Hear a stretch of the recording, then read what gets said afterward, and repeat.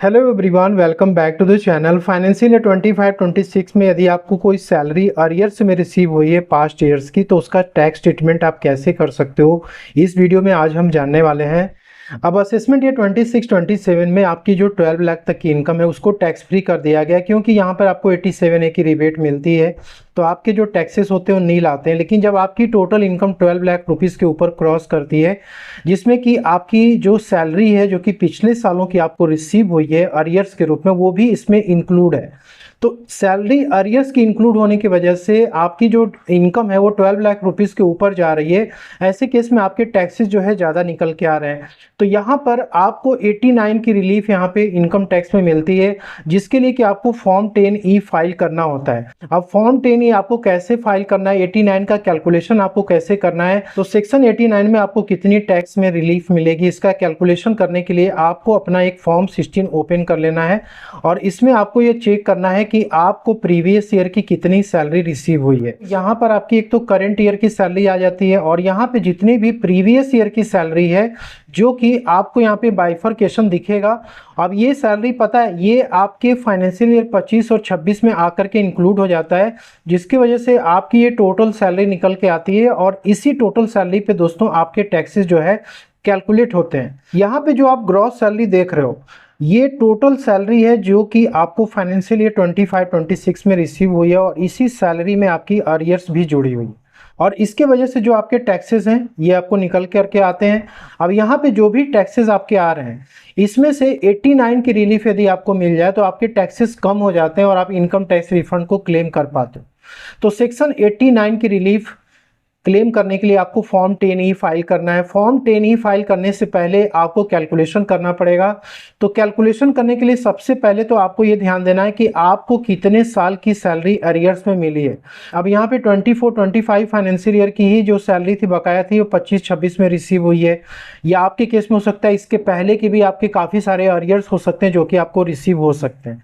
ठीक है, तो आपका जितना भी अरियर्स रिसीव हुआ है उस पर्टिकुलर ईयर का आपको इनकम टैक्स रिटर्न की एक्नॉलेजमेंट आपको डाउनलोड करनी है, क्योंकि फॉर्म 10E की कैलकुलेशन में दोस्तों ये काम आने वाला है। यहाँ पे जो टोटल इनकम आप देख रहे हो ना, यही टोटल इनकम की जरूरत आपको पड़ने वाली है।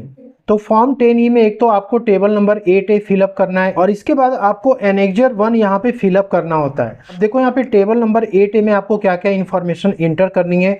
तो सबसे पहले तो आपको ये प्रीवियस ईयर बोल रहा है, मतलब जिस भी ईयर का आपको सैलरी रिसीव हुआ है वो आपको फाइनेंशियल यहाँ पे 1 बाय 1 करके लिख लेना है।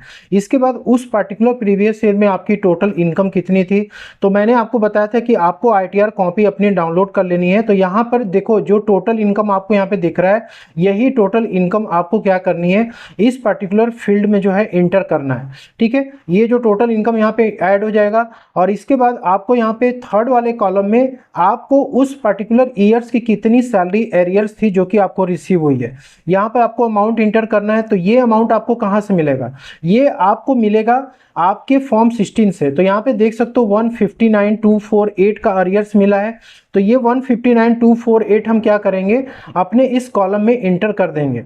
इसके बाद यहाँ पर एक कॉलम नंबर 4 में कि ये जो आपकी टोटल इनकम कॉलम नंबर 2 में आ रही है और 3 में, इन दोनों को प्लस करके आपको यहाँ पे इंटर करना है। कॉलम नंबर 5 में ये कि जो आपके कॉलम नंबर 2 में टोटल इनकम है यहाँ पर ये वाली, ठीक है, इस टोटल इनकम पे कितना टैक्सेस आपका कैलकुलेट हुआ था। तो इसके लिए अगेन आपको वही ITR की कॉपी आपको ओपन करनी है।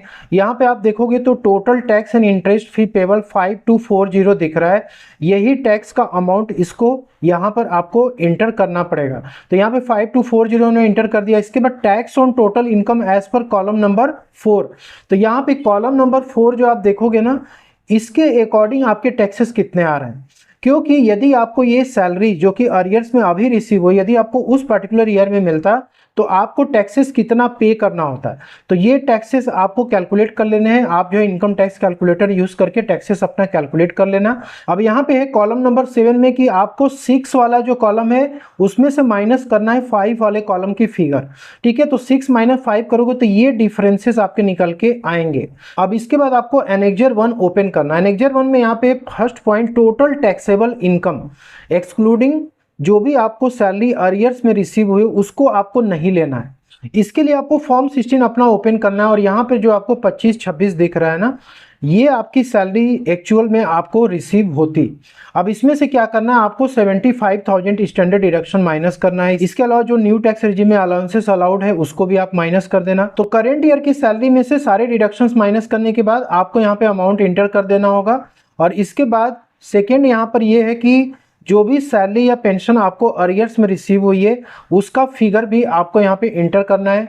तो यहाँ पर क्या था, 159,248 का था, जो कि फाइनेंशियल 24-25 का रिसीव हुआ था। आपके केस में यदि उसके पहले गया तो आपको सबको टोटल कर लेना है कि कितना आ रहा है। ठीक है, यहाँ पे आपको अमाउंट इंटर कर देना है। और इसके बाद थर्ड पॉइंट में यह है कि टोटल इनकम, जिसमें कि आपको निकालने के लिए इन दोनों अमाउंट को क्या करना है, प्लस कर देना है। प्लस करने के बाद आपकी ये टोटल इनकम आ जाएगी जिसपे कि आप टैक्सेस कैलकुलेट किए जाएंगे। यदि आप अपना फॉर्म 16 भी ओपन करोगे तो यहाँ पर जो आपके एम्प्लॉयर ने कैलकुलेशन किया होगा ना वो आपको यहाँ पे दिख जाएगा। यहाँ पे इस केस में देखिए 1326,150 निकल के आ रहा है, जो कि हमारे इस कैलकुलेशन से क्या कर रहा है, मैच कर रहा है, 1326,150। इसके बाद पॉइंट नंबर 4 में है कि tax on total income as per system calculation, मतलब कि ये जो पॉइंट नंबर 3 में आपकी इनकम आ रही है इस पे आपके टैक्सेस कितने निकल करके आ रहे हैं, ये टैक्सेस आ जाएंगे। इसके बाद पॉइंट नंबर 5 में tax on total income as per system calculation item number 1,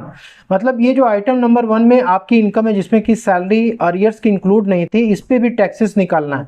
तो यहाँ पे 1166,900 आ रहा है, जो कि 12 लाख के नीचे है, तो आपके टैक्सेस यहाँ पे 0 आ जाते हैं। इसके बाद पॉइंट नंबर 6 में टैक्स ऑन सैलरी और family pension received in arrear. अब यहाँ पे जो 4 और 5 है इन दोनों का डिफरेंस यहाँ पे निकल करके आता है।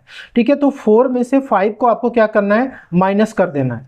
इसके बाद tax computed in according with table number A, यहाँ पे जो टेबल नंबर ए में हमने टैक्स कैलकुलेट किया था लास्ट में आप यहाँ पे देखोगे, ये टैक्स का अमाउंट क्या करना है, आपको इस पर्टिकुलर एनेक्जर में इंटर कर देना है। तो यहाँ 4743 का आ रहा था, जो कि यहाँ पे हमने इंटर कर दिया।